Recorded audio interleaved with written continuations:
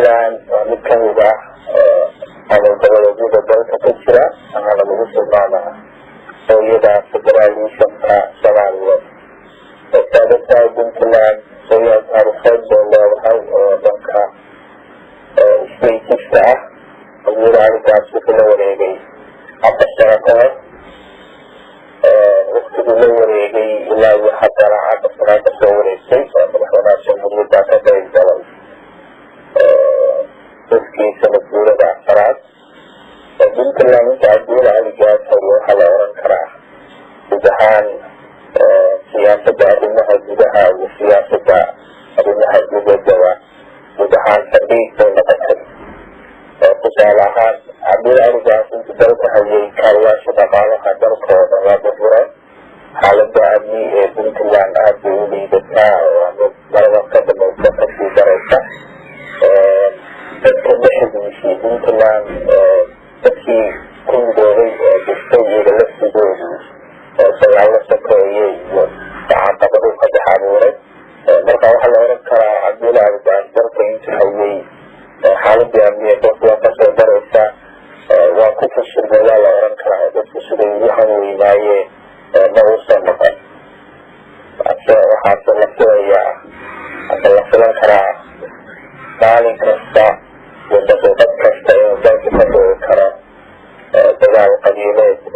taasina waa siyaasad xumada ee abuuriga dalka keenay waxyaabaha dhaliilada lagu dhaliili karo waxaa kamida dekadii oo si fiican sharci ahayn uu ku bixiyey kaaliyaashii dhaqaalaha oo dalka oo burburay wadankii oo ogtigii argagixisyo caalamiga puntland soo weerartay oo muraha dabadala iyo albari ku jirta waxaa dareensantihiin in yadooda loo jiro in ka yar 40 kilomitr marka waxaa la oran karaa guud ahaan siyaasadiisa oo dhan waa mid aan qaangaar ahayn waayahay axmed nuurow mar waxaad ka soo shaqaysay wasaarad kamida wasaaradaha maamulka puntland marka cabdiweli waxyaabaha ka hortaagan horumarinta puntland maadaama gaabis aad kasoo hadashay maxaa kamid a caqabadaha haysta mise tabartiisaba intaad halkii kari weydayba markasta xukuumad kasta waxaa hadisa mandate kale madaxweynaha markaa kale waxay garwadeenka xukuumadda ka qorshayaasha uu la yimaado qorshayaasha siyaasadeed uu la yimaado ayuu deegaanka ku hormariyaa waxna uga bedela hogaamintana waxaa la yidhahdaa waa awoodda dadku jinsigiisa uga bedeli karo waxqale madaxweyne abdulla aligaas kaambeynka markuu ku jiray hadaladiisa waxaa kamid ahaa puntland seer iyo sanaad faataxada igama qabsan faataxada loogu keeni maayo waa la xiran doonaa kaaliyaasha dhaqaalaha dhisi doonaa kaweynta ciidamada ka qayb qaadan doonaa waxyaalo badan baa dadka ku tahamayeen oo marka waktigaa la saluugsanaa qaabka madaxweyne sareeda uu waday waxaa la oran karaa siyaasadii uu la yimin markaa nabixinta la wareegay uu ku dhaqmayay waxay noqotay midaan qaangaar ahayn aragti ahaan aan sid ahaan tiinkii la shaqaynayana waxay noqdeen in aan siyaasadeedu gaarsiisnayn meel fog islamarkaana aan hindisayaal cusub la iman oo ku ekaaday oo waxyaabo hoos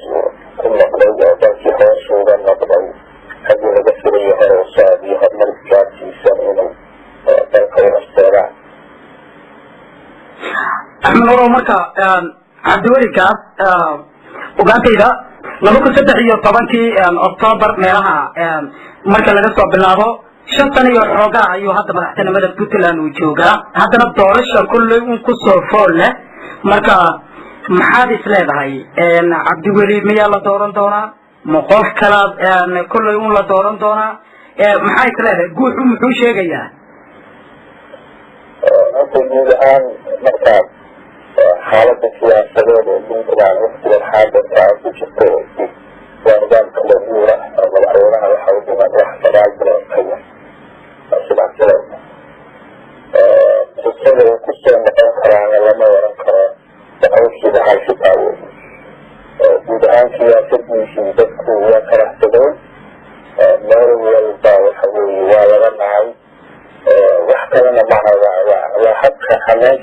siyaasadeed uu dalka u maaraynayaba wuxuu noqday midaan dadka ku qancin aadna loo saliiday waxyaabaha daliilaha weyn oo ku qasbada wax kamida guud ahaan dhaqaalihii xorta ah puntland uu dhaawacay dekadii waxaweye si qaanshale ahaan baa lagu wareejiyey heshiisyada caalamigaana waa qabsanayd sidoo kale amnigii waa ku guuldahaystay puntland xaalada amni oo fiicnayn baa ku jira sidoo kale xubnihii puntland ma sugna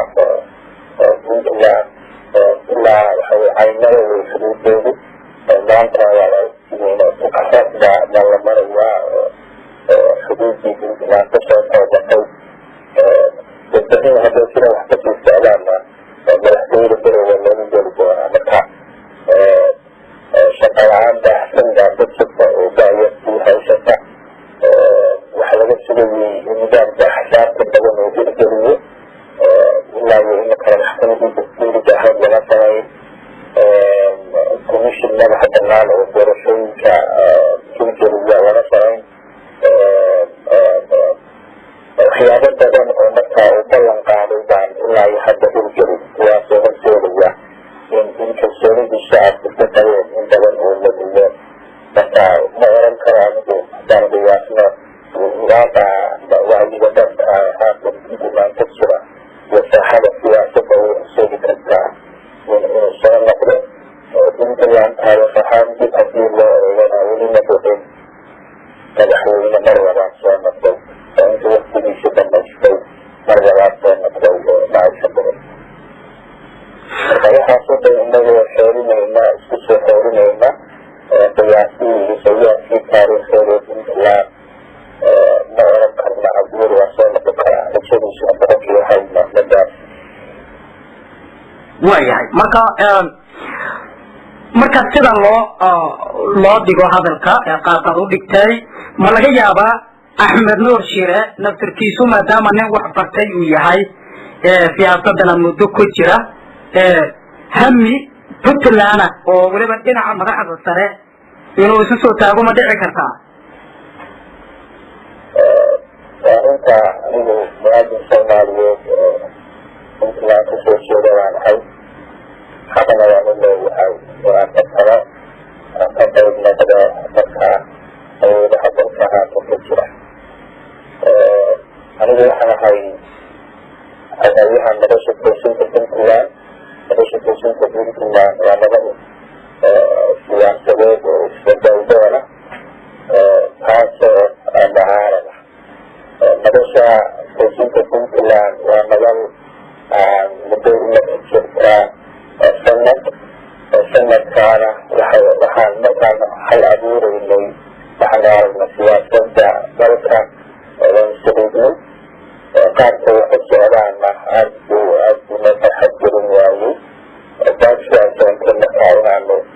la nimaadno aragti siyaasadeed oo qaangaan sidaan nahay waan qaangaan waxay horseedi kartaa aragti siyaasadeed oo dib u doorasho dowladnimo ah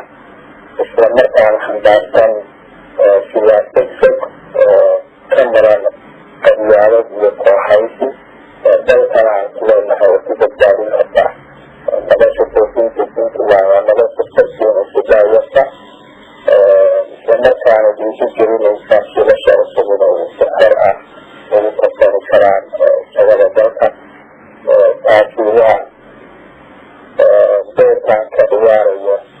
siyaasada dalka anigu shaksiyan hawaa ugu jiraa